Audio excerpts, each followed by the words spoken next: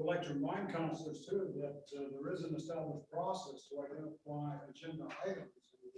We don't have to backload this agenda every time, I guess, with unannounced items or at the day of the meeting. So to be contact and use the established process and contact Alicia for inclusion in the agenda and I guess a brief description of what the issues are, I guess, so that we have at least a little advance homework done, I guess, on that particular issue would be much and greatly appreciated. With that, we have a mover and seconder for the agenda. Moved by Cody, second by Elaine. All those in favor? The agenda is carried. On to item 1. We've all had a chance to review the minutes. First in line is the minutes of February 23rd, regular council meeting minutes. Any questions? Elaine? I was on Zoom and I was trying to unmute myself, but for the, where you're gonna do Nevada tickets, I was opposed to that. I recall that. Yeah. Can the record reflect that? Okay, thank you.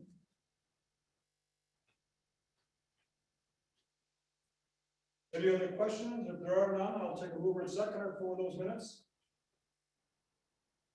Moved by Cody, seconder, please. Second by Ron. All those in favor? Those minutes are carried. Moving on to February 24th, special council meeting. Questions on those minutes?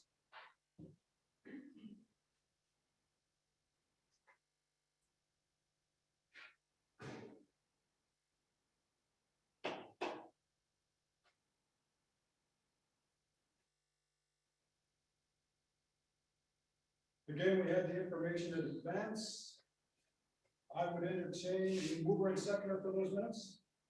Moved by Elaine, seconder, please. Second by Marcia. All those in favor? I declare those minutes carried. Moving on. Casual on minutes.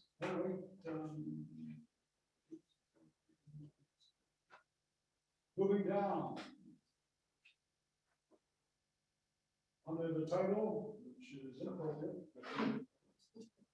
Land-Based Learning Project Task Force.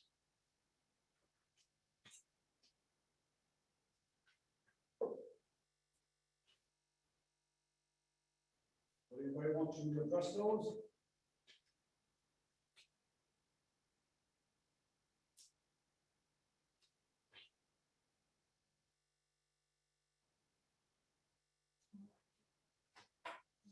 We met with Alyssa, and there was quite a few task items that were made into recommendations to the Director of Operations to look into and follow up on. A lot of them were spoken about and tasks were assigned at the meeting prior, but they didn't have quorum, so it was like more of an informative meeting. So all of these things are in process, in progress, or being looked at through the due. And a couple of things were tabled just because of the processes that they were going through or were waiting for information to come back. I think we did have a forum though, did we not? At that meeting, Yeah. but it was the one before. Yeah, the one before that. That's where a lot of this, That's where all these recommendations came. yeah. James, is there any update on the status of a proposed or identified lease for property to be included in this project? I'm not sure if our lead, but I know she's done quite a bit of work on it, so there shouldn't be much left. We would just need to discuss in particular. Well, it's going to look just like the Hunt Club lead. Yeah. Staff is for the band land that's south of the marshes, so it's well south of the clubhouse building. And that's one of the peculiarities of that lease is it's surrounded by private land. And so typically the leaseholder can arrangement with private land holders. We just need to see what the direction is with the list for that lease. So we have the template. On the same subject, how is the discussion going, I guess, in the proposition of moving the clubhouse? I'll have to check with Larissa whether that site visit already happened, but, a company that's providing an estimate was going to do a site visit on Saturday, so it was either last Saturday or this upcoming Saturday. And then we'll have an estimate, and there's several options, not too far from there, on Van Lane. Okay. So, perhaps at some time in the near future that, we may have a, location map and identify the new proposed site for the clubhouse, give us a visualization of this, where things are going to be situated. Greatly help. Questions? Elaine? I just wanted to ask Marcia if Alyssa got a hold of you, she wanted to meet with you on George Smith School? No, we haven't touched base yet, but I'm working with the IFM navigators to get some information for them. And I think it's a good idea that the partner with the greenhouse, because it's all land-based, and do one big proposal. And now I think they're gonna be, the new, I guess, Dr. Kathy will talk about the solution program that they want to do, and they have some land-based learning along with that, do they not? Wow. So,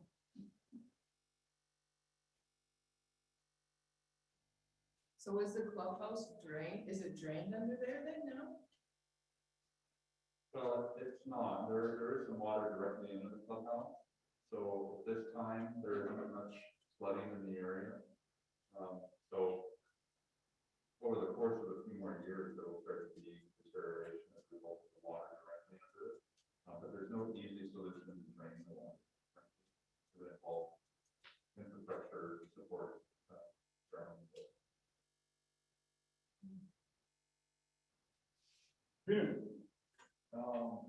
I went by there the other day, I had a pump system when I was there underneath that log. So that kind of didn't happen, and I see somebody took it.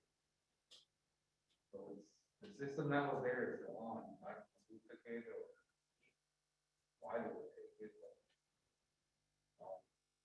Really though, to do that job, all you need is a 1-inch sub pump, that's what I had there. And that'll connect directly to the starting level. Operated chimney, that's what I did. So that's, FYI. Can we have somebody from, one of the departments, I guess, follow up on that? Again, we have to, look after our assets, and we're doing a terrible job, I guess, in terms of maintaining our assets. Wait. Yeah, I was down there too. The building is being occupied by somebody. Somebody's living near the bed. It was messed up. Somebody had a party in there. Both doors are unlocked. The whole area is, the marsh is taking it back. Does that pump work that connects the marsh to the swimming? Because I was back there 2 days ago, and there's probably at least 2,000 to 3,000 dead fish on the marsh side. So that pump's not gonna run, that whole marsh is gonna die at some point. Fresh water will shoot that. So, like I said, it's dangerous. It's like you said, it needs to be taken care of because it's in a bad way. Again, we have to take responsibility for this, and we should have somebody from Public Works, or somebody go down there to do an assessment on that pump, and to, if it's not running, to get it running so that it meets its purpose. Wow. The big pump that you're talking about that puts some water into the marsh, that does, if the pump works, it needs a tractor, something to drive. That's all that's wrong with that. The clubhouse itself, we looked at the land base around there. There's no place you can move it to that's nearby because there is no ban on land there. I've had meetings with Scott, and we talked about going down there maybe more the next day. The building, in my opinion, should be lifted, raised. There is no other place to put it. And we gotta dike the front of it properly so the water doesn't come over. We can remove that pile of dirt that's blocking entrance to that the road's gotta be fixed, and the road is a private laneway. Scott's trying to tell me that it's not a roadway, it's a private lane from Valerie's turn there, just past her house, to the clubhouse is a private laneway, it's not a roadway. There is no road allowance in there, so he's telling me he's looking for maps now to confirm. So we went, I didn't have the club on what we thought was a roadway, so. I might disagree with Scott, from what I understand, that the clubhouse sits on, That's my road understanding as lawns well. or right away there, yeah. And there was a road allowance all the way down to the Wonder Shack out there. That's my understanding. He's been told different, he's looking it up, talking to Lance and trying to get some maps.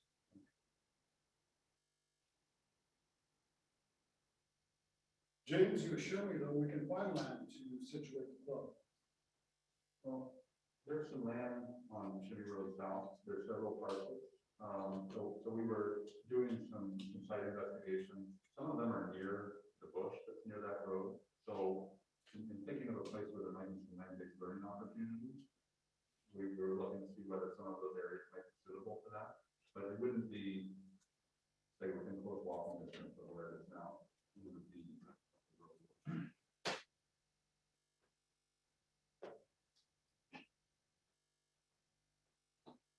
Any additional questions, concerns on the minutes? I just have I guess a comment, a question, how long is this gonna take to find out if that's a road allowance road or not?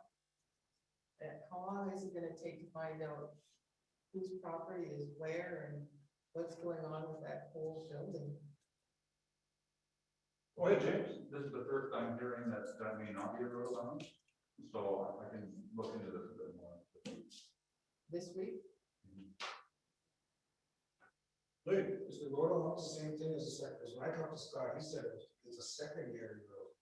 That's why they don't maintain it. I wouldn't see why would we move that building if it's not gonna be, if we can't even get to it. And my road right now is in somewhat decent shape, but if any emergency vehicles or anything happens, they're not gonna make it down there. Well, I mean, the second that it stops at shops, it's terrible. They don't collect garbage down there, they don't scrape it during pictures. Anything past that's just my house, pictures is another half mile past that. If you don't figure out that's a secondary road or road allowance, whatever they call it, like I said, I don't see any reason why you should try to move, because you're not gonna be able to get there, you're not gonna get to the main building that they choose, they'll fix the road themselves is all the way there. Not just to figure out how it's gonna be from Valerie's to there, it's the road getting there, is just in bad shape as that road in Valerie's too. Marcia? Is there a capital plan where, what I'm hearing is a lot of these issues, these roads, fixing roads should be used somewhere in a capital plan? Like the water line to 8 people's homes. That's how to save any water. All of this should be in a capital plan. Do we have one? Do we have a? I mentioned a few meetings back that there is a capital plan, but it's in much need of revision and updating. I think the last update was in, you'll have to correct me on this, was either 2008 or 2012. So you can see how dated it is in terms of its relevance. And that particular document is used to shop for and rationalize funding from ISC Community Affairs. We use that as our marketing tool to go after infrastructure, the water lines, road fixings, also the development of residential areas. Plus, what we really need now to focus on now is a wastewater sewage plant to service our core area. Now with the development of the gas station and convenience store, the plaza, the arena, and the surrounding houses, we need to go after that particular facility to not only service that area, but to push service up to this area so that we can get service to the school in this area around here, so we can get away from that raised environmental disaster, that raised weeping system that is really out of date for us in terms of its effectiveness, and it's questionable, I guess, in terms of it's a biohealth, is what it is. We really have to put some focus and direction on securing that facility, along with all these other activities and smaller projects that we should be going after. But we need that updated to go after the proper funding, because it'll have estimates in there and more or less forms proposals to table with ISC and other funding sources for that. So I would suggest that we have a capital planning study task force established by the council to beginning the update with that. I've had some preliminary discussions with Kevin Martin Group, who was instrumental with the development of that particular document in the past. And he's more than willing to, again, pick up that task and to work on updating that particular document. Which you are correct, that document needs to be brought forward front and center for council consideration, because it needs to be updated, and we need that document to go after funding. Portia. Just a big comment, because as the government of First Nations, who is telling us, can we not identify that as a primary road? Because of what we're using it for? Like, who does that? Tells us it's a secondary road, or it's a laneway, or it's what? From my understanding, it's a process between the feds and the province, and they use that. There's certain dimensions and surrounding ditch works, et cetera, like that, qualifies it for certain subsidies. And that's how it's categorized, whether it's a primary road or a secondary road or road allowance or right of way. A lot of it that was determined by funding source. Wow. And how many residents are on that road? If there's not any more than X number of residents, then it's not a funded road. You can't take care of the maintenance. We do it at our expense. And public works doesn't have the money for that road, so keep stretching his budget as far as he can. By taking care of it. Yeah, in all likelihood, the rationalization that's being used by public works is that we don't have the budget, the council is not giving us the budget, so we can't afford to work on extending or improving that road leading down to the club. Once the capital is identified to do that work, then it can be improved. Which makes sense. Ron? Also, too, I think the last time cost was quite a bit. I don't know if it was like $200,000 or $300,000, but they need to loop it to come back to have enough water pressure, and there was not enough water pressure to zoom it down that way, that far to Big Shoes the last time. So there's a big cost, and you gotta have so much pressure to go down there and then come back. Else it doesn't work.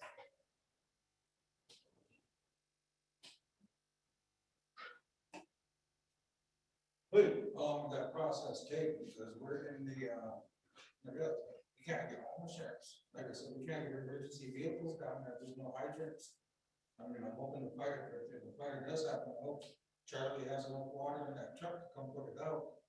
Cause that's all there is, and we have Ted and his family, we have Kitsy on the other side, and they both have 40-year-old pumps that froze on them during that last little cold snap there. You know, and then the water that they are getting is usable for cooking.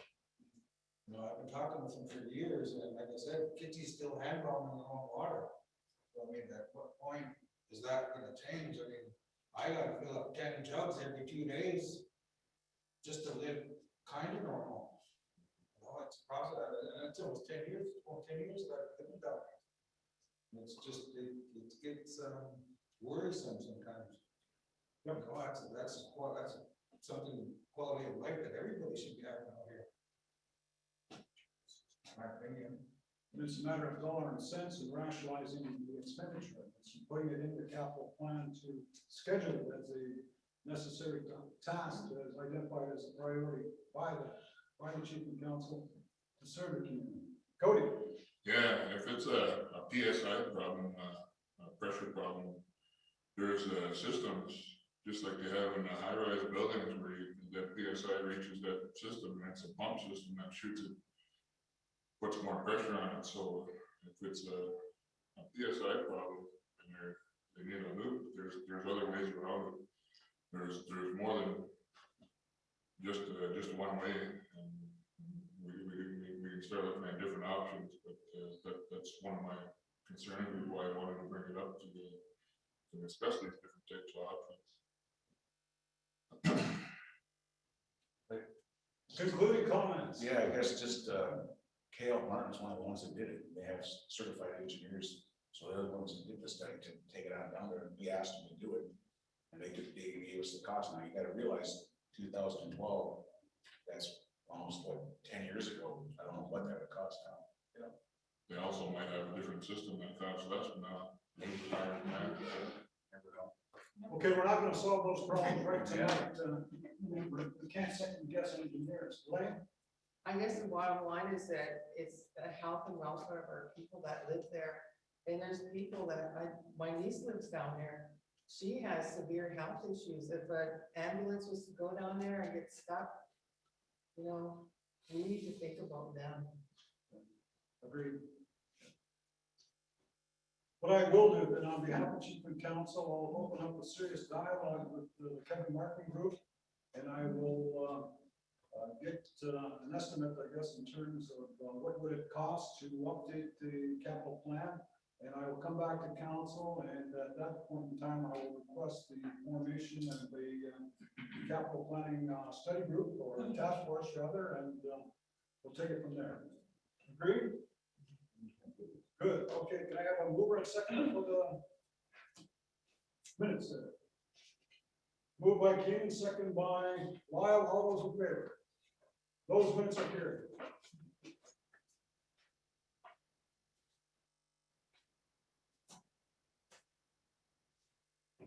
Chief, will it be noted in the minutes that you're gonna start this, I was just going to remind you. capital plan, yeah. Why should I forget? Remind me.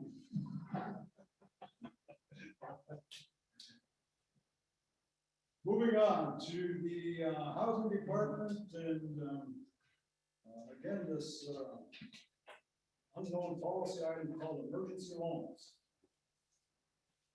Who wants to address that? I see a hand attempting to go up over there. Yeah.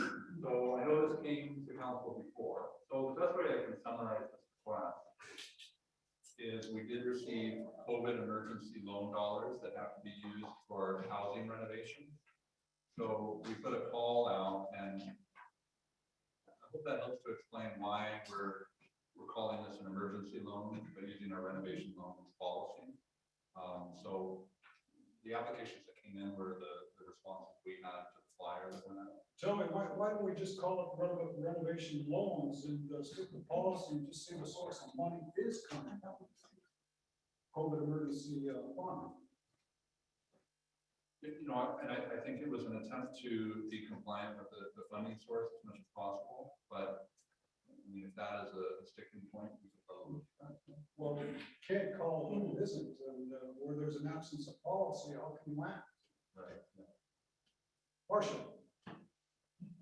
The concern I have, without a definition of emergency, and if the flyer went out and stated emergency loan applications we're accepting now, my point of view of what is an emergency in my home may be different. And people sat back because they said they didn't apply because it wasn't an emergency. But it isn't, it should have gone out as a renovation loan, because we have no definition of emergency. So now all those people that may, if it was just a renovation loan, there may be more people that would have put their applications in. That's the problem I have. Agreed. And that was the point I was trying to make myself, is that for the sake of identifying within existing policy, we have renovation loans. We don't have anything that is clearly identified as emergency loans. or amounts, or criteria, etc. And it gets into that situation, it becomes confusing to the community. Do I qualify? What is an emergency loan? What I see it is we're trying to pump out as much money of housing dollars as we can before March 31st, because we didn't go through a process of, say, before Christmas or late November, having a serious round of renovation loans. Go ahead. No, that's not entirely the case for this funding, because this was more or less ISC slippage dollars in their emergency housing allocation. So we only received notice of this, in late January. And so the housing program put us all out together to see if we have. So I don't think we have confirmation of this. Marcia? Well, the government funding may have classified it as emergency, but we should have still sent out a call letter for renovations because our policies do not define emergencies. Agreed. Well, I can see if it's possible to put another call out. I know it's a bit tight because this would have to be confirmed by the next council meeting with loan documents signed for the end of the month. But I can look and see if that's possible. Just again, open up more opportunities. Why don't you do this? Why don't you contact ISC and see if we can carry that money over? I think we're trying to pressure ourselves, we're trying to pressure our community to comply with an arbitrary government deadline to satisfy them in terms of pushing some money up by March 31st. And we're trying to dance to their tune, try and expend that money. I think that we have to take a better, more prudent approach, I guess, in terms of utilizing those funds. And our rationale is that we don't have an emergency policy to expend those funds, but we do have a renovation program that we utilize within our community. Can we use that, what they identified as COVID emergency fund? Agreed?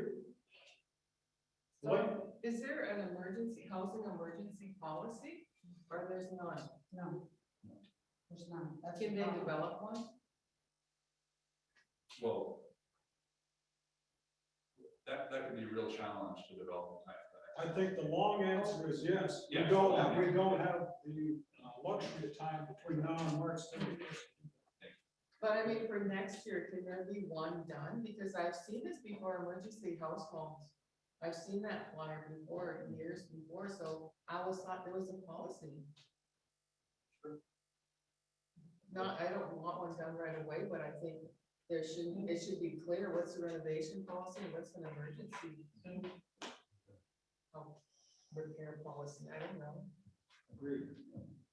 Just a footnote, because our dollar situation is limited, by the time our homeowners get even a renovation loan approved through the committee process, it's usually scaled back, which produces an emergency within that household because all of the work that was required wasn't able to be done with the limited scaled back allocation.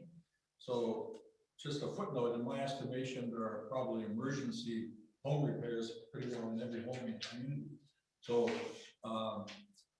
it's kind of mixing six of one, half a dozen of the other. I think all these requests are essentially probably in that category of urgent or emergency. So I guess my footnote is simply that whatever terminology we use, I think we should get as much allocation to these homes as possible. And knowing that we're still behind, we're still putting them behind because the full amount of work that's required is not able to be done with the allocation. I've experienced that myself personally. And you go down the road a few years and you have the black mold building up and so on, you have moisture damage building up and so on. And you find out you have to do some major retrofit to deal with the moisture. A lot of people don't have that luxury. So anyway, I think let's clear up the terminology as quickly as possible and move the dollars out as quickly as possible. the needs are there, I think. And that was clearly my suggestion with the outset, is that let's use that terminology that we have, renovation within our policy. And if we have to utilize the COVID emergency dollars to do that, then let's do it in that fashion. You know? That's not how it works. Right. I guess since we're hitting on the straight-up policy, I don't know what kind of monies we have. I know in our governance piece, we talked about policy analysts or something. I think we should entertain that idea of having a policy person instead of having James or a committee do it and or yourself or a task force doing it, and just get a policy analyst or something and write those down and get it done in the policy. Yeah. Oh, just one last question. So for this pot of money then, because I certainly don't want to prevent people from improving their homes. As Bernie said, it's the only way, it's the only, one of the only avenues First Nations and local has to improve their homes is through our housing department.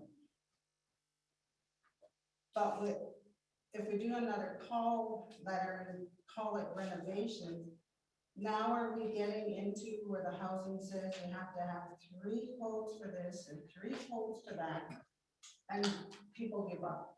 Or are we just saying we'll accept the 1 quote? And are we also going to use the housing inspector to go around and prioritize the need for the homeowners who have put their applications in or who need work done?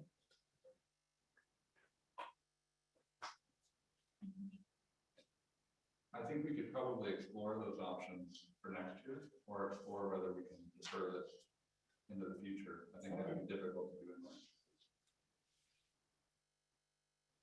I think, I read somewhere where, because the housing committee is not in place right now, this would be something that will normally go through the committee and then recommendations from here. I think because of like everything going on, we don't have our committees established. We have set task forces up to help some of those areas that are needing attention. But I think an overall, in the housing, I think needs to have some attention from council, and then review some of the practices that are going on.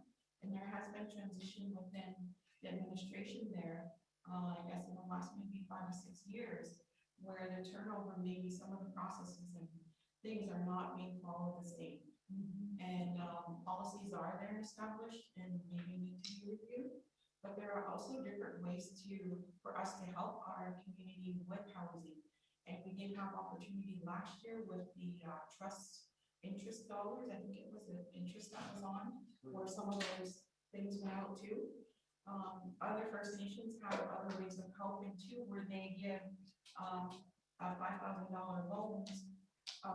And that's for you to put into your house, and you pay it off, then you become eligible for another 5,000. So you work on keeping your house sustained and working on projects continuously. And that's where you can just help with their housing. So there's different ways for us to be helping with these dollars. And I do see frequent names from housing from the last term as well that are on these emergency loans. So if they got a loan, a renovation loan just recently, now they need a renovation loan. Just go to show that there's needs out there, but some of these people may have had the prompting or the in or the no to put in an application for emergency dollars, and that's why I find it's unfair that our whole community needs our opportunity.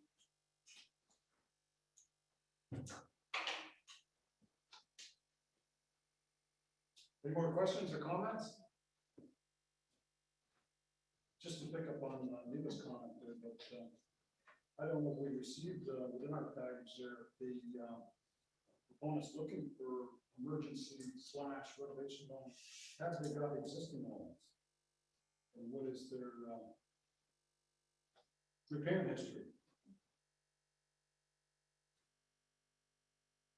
Anybody got an answer? James? Well, in our process, we would have checked to make sure that they don't have any outstanding numbers that they do. That's in years, but they would have had a loan or they would have had, they still may have something in process, right? So, you know, they could have had the roof done and, new furnace put in, but now they're in emergency mode, they have other things that they're putting in for. So in one house for the homeowners, all these other houses that need attention as well, that are maybe more emergent. I agree, there should be a snapshot of the loan history on that particular homeowner. Are they getting more than their lion's share, I guess, of the available loan? Is there patterns there? Jim? I don't think mention that one. And I've seen the kind of the other side of the coin, and maybe this does warrant more discussion, because there seems to be a lot more damage on an annual basis. So given what's happening now, where I know everybody here is pretty much seeing all the fires that have been popping up around here, but that's becoming an annual problem. For people, sidings getting partially melted, it's not fully melted, along with their roofs and their shingles. I mean, that's an annual basis. And to me, those are added incurred costs to the homeowner that's not something you plan for.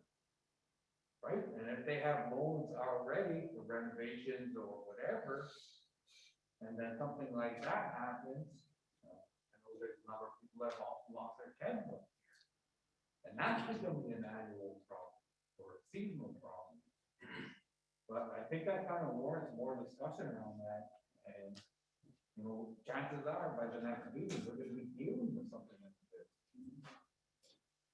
I think that's a real consideration that we need to start looking at. Now that is an emergency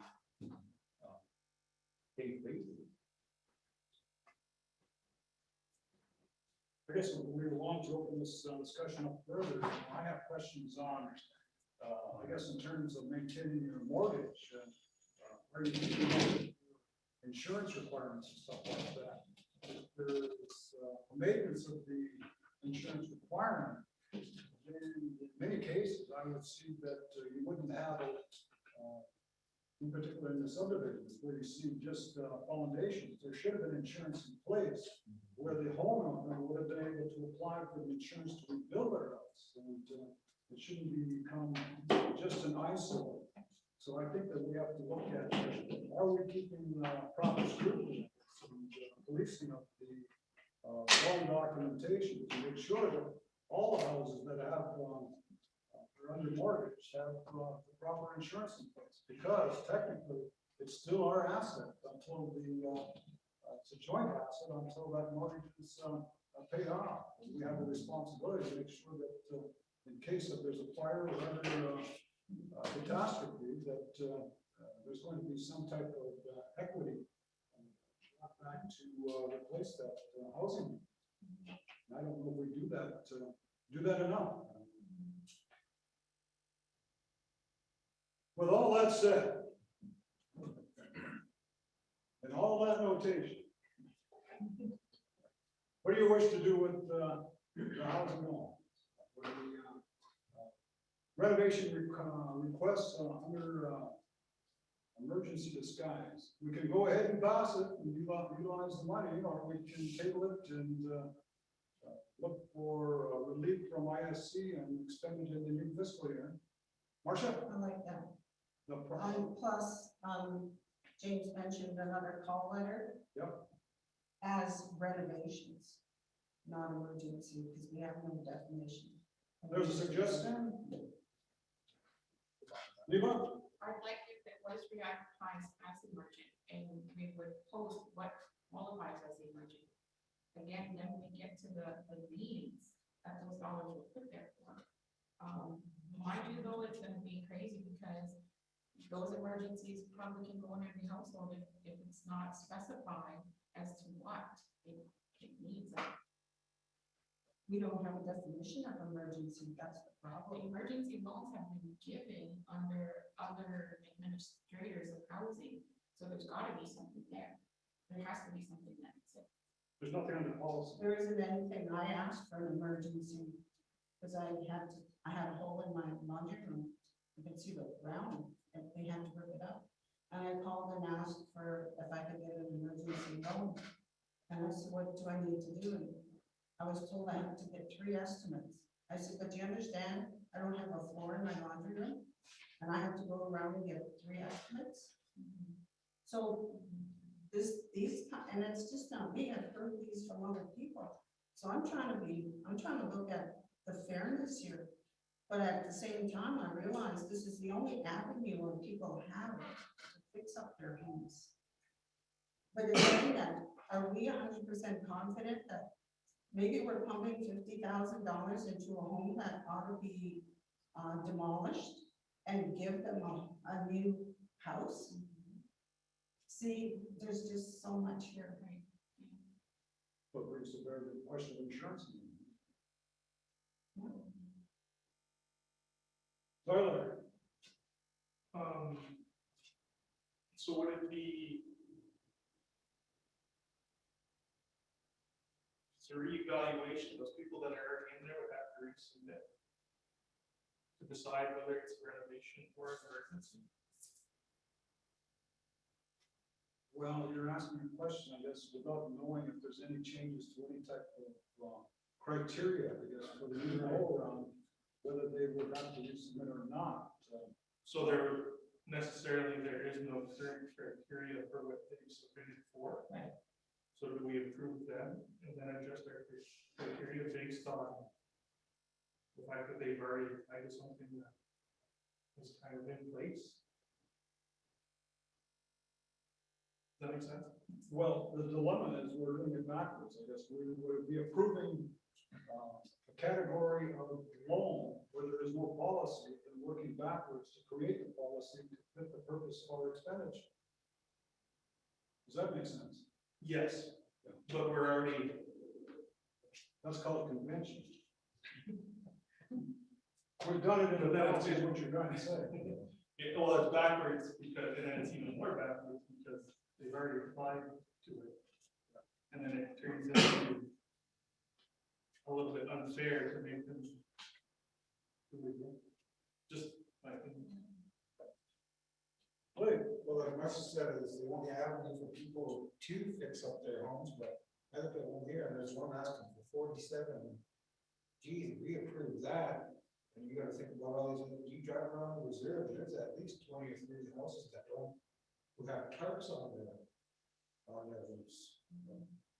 If you want to, if we approve something for that, and then, like I said, some of these people that have tarps on, they don't know how to, they don't know how to do all those things, so in my opinion, that was, I think, pretty,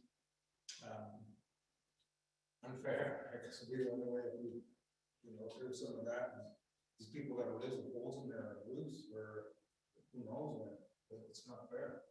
Well, from what I understand, the one that's, person that's looking for 47 there is a letter that explains the reason why we're looking for that amount, but it's not being disclosed to the council.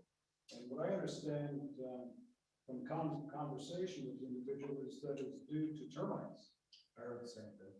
So there is a solid reason behind that. And without knowing it by the rest of the council, you wouldn't know that. You would just think that somebody's asking for an addition to their house or some glorified repair or something that can be fitted under something else. So I have to share that with the council, I guess, on that.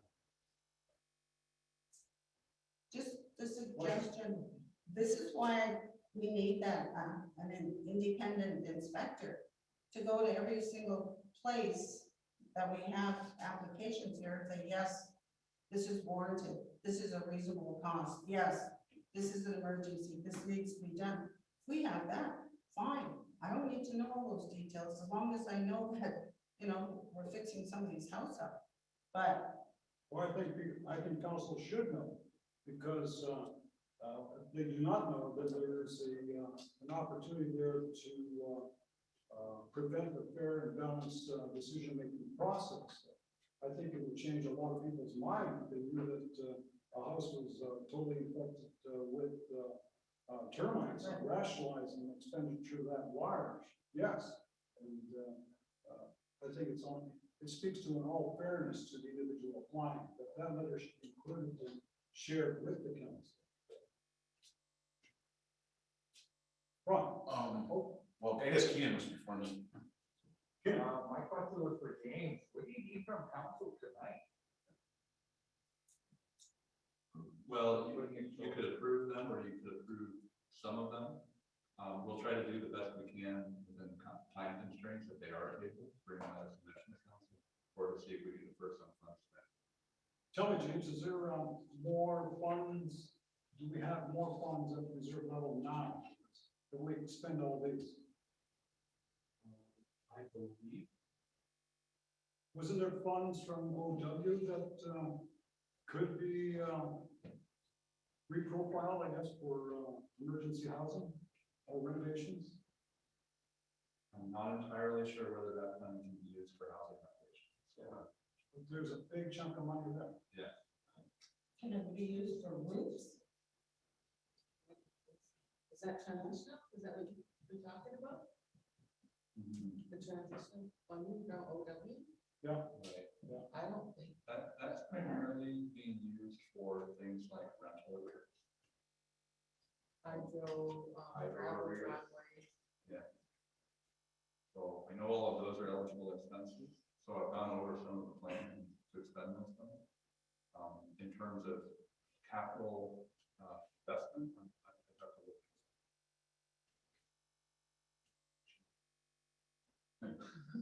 I get to it sooner or later.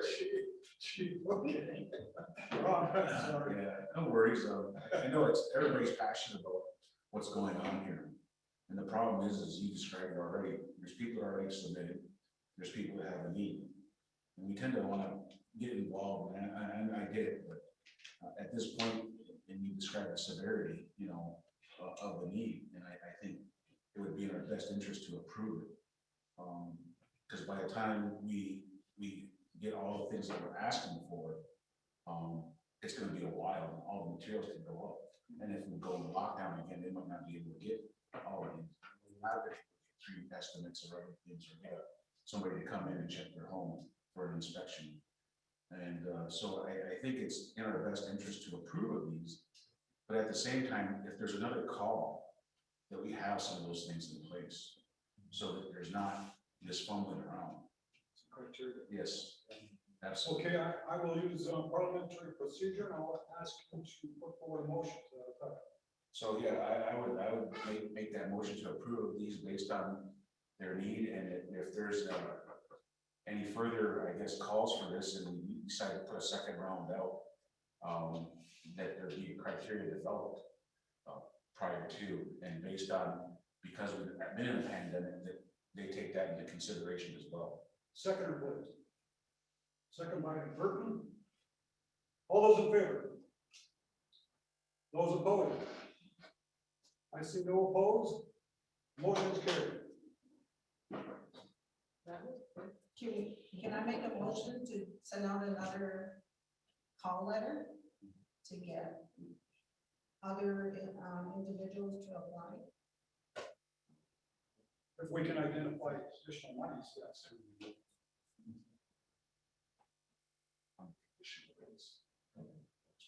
Yeah.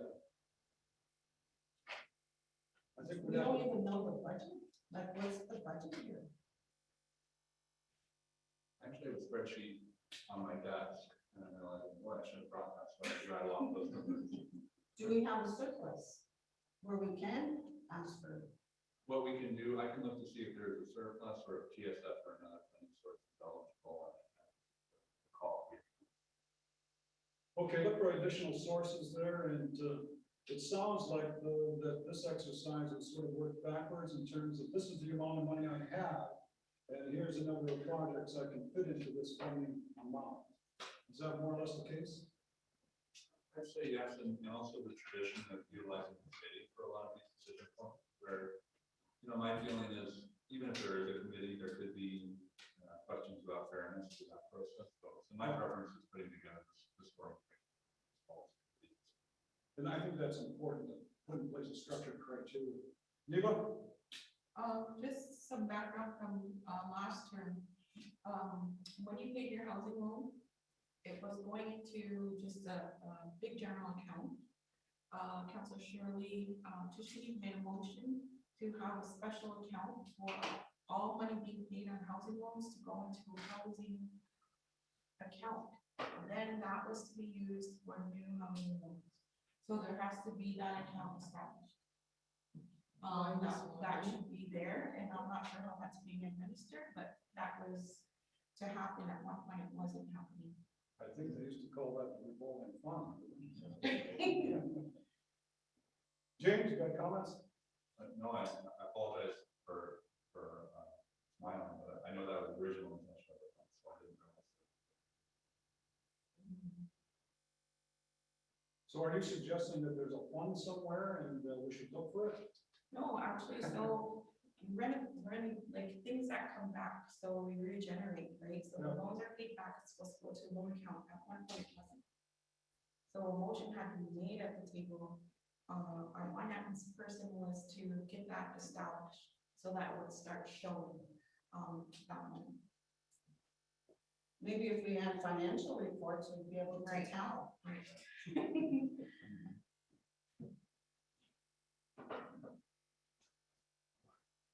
We've beaten that one enough too, but. Didn't work.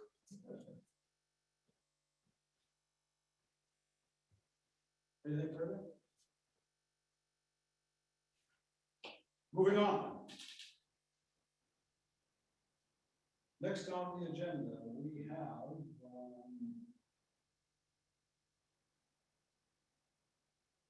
James, I will have to ask you, do we have to cover off the housing department briefing now? No, that's just to support the motion. Okay. Ah. Okay, let's take a quick 15-minute break and have something to, I guess there's some refreshments back there. Nita did some baking and there's coffee and water. We'll go directly to Dr. Martin after the break.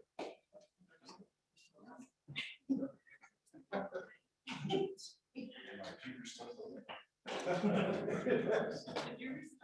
Oh, I restarted and I updated, put updates on it. It took me almost like the last half hour just to update. Are you on Wi-Fi or not? Chief of council. There's Wi-Fi. Applying your updates is probably what it's doing on that. No, it wasn't doing it before. I couldn't even get to Safari. Oh, really? No, it wouldn't even load me up on the webpage. Civic web, so that's why I updated. I thought, well, maybe that's the problem. I refreshed, I did everything. About ready to throw it. I'll keep it if you want. Yeah, you just.